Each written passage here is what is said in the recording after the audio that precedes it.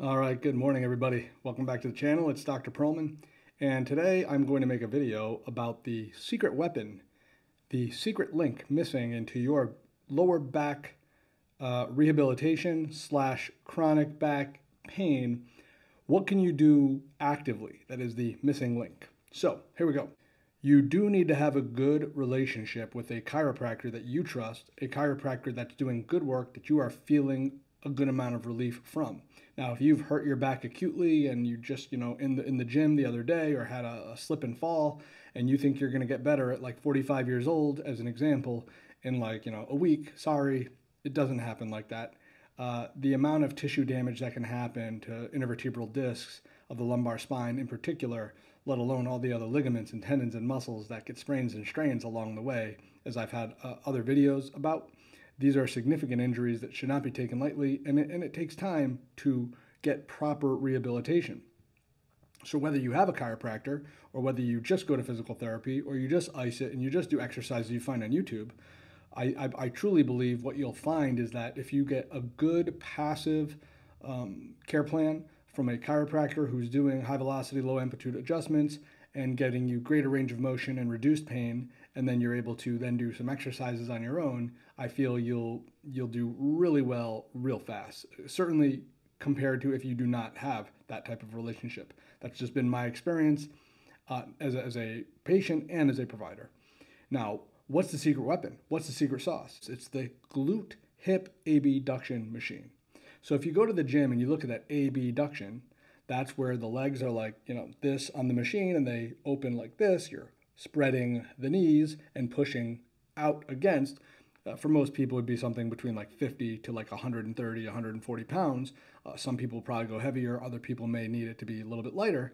But what it's doing is as you activate like a clamshell, they call these clamshells, but against weight. So you're progressive with load, actively loading the abduction, and it's not just stimulating like the glute medius and parts of the glute maximus, which is really a very glute medius and like lateral leg muscle kind of activation.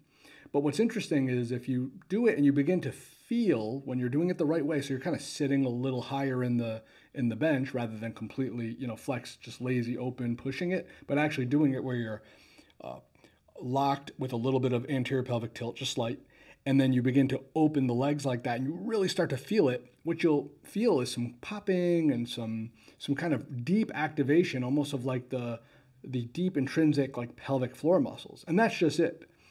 The reason this is so effective is because the intrinsic deep muscles are getting activated that otherwise would not be necessarily activated if you were like bouncing out of a squat. A lot of people squat, but they don't even squat properly. And even if they did, they still would not hit those deep muscles of the pelvic floor by doing a concentric and then eccentric component of that particular exercise, loading those muscle groups that way.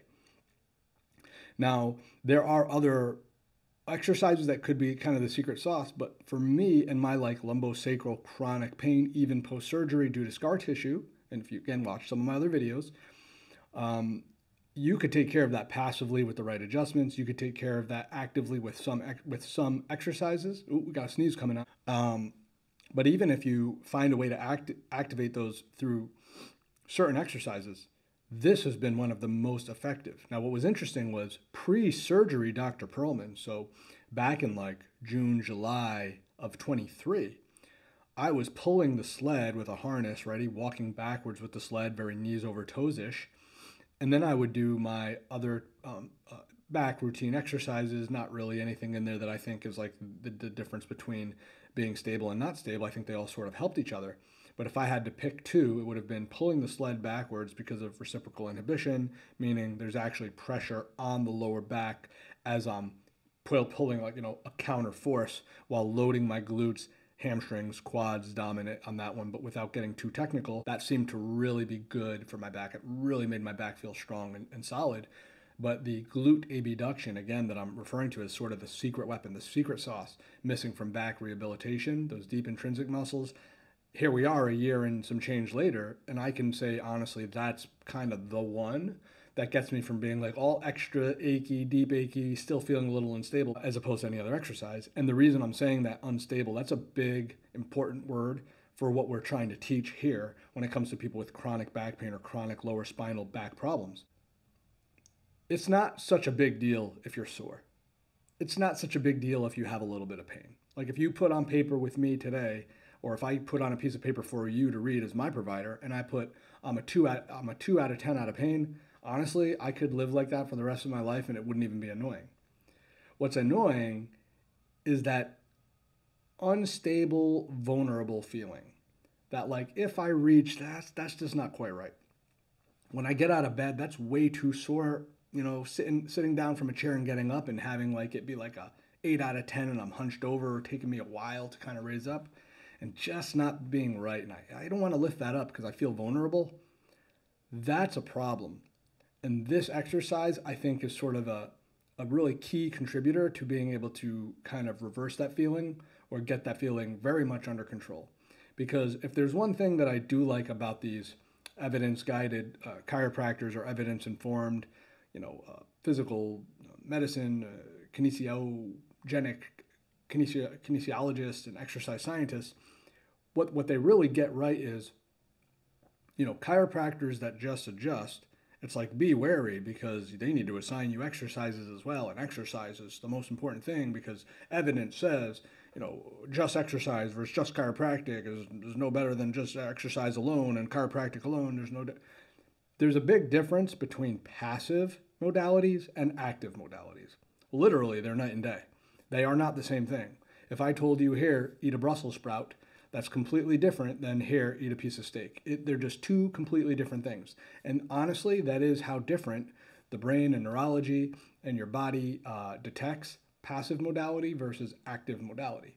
And the last thing I'll say before I leave you here is there should be a passive modality done that then there is some guidance towards like an active modality, whether they do it in the office, whether I do it in the office, whether you do it alone, whether you hire a trainer, whether you go to physical therapy, whatever, whether you find the right exercise on YouTube. It's only really achievable to do it to the highest degree and the highest level if you feel secure in even going through that range of motion. What's the number one thing a passive, good chiropractic adjustment to the right joint at the right time does? Well, it gives you greater range of motion. And if you can bend a little further to reach a lot more, well, then let me tell you, you're way ahead of the game. So keep that in mind when you're rehabbing your back. That glute abduction may be the secret sauce. Glute activation, deep intrinsic pelvic floor muscles activated with a real load, done the right way, could be the difference between you feeling stable, secure, and strong versus still feeling like there's a probability of you getting hurt and in too much pain. Thanks everybody for tuning in, and until next time, it is Dr. Perlman.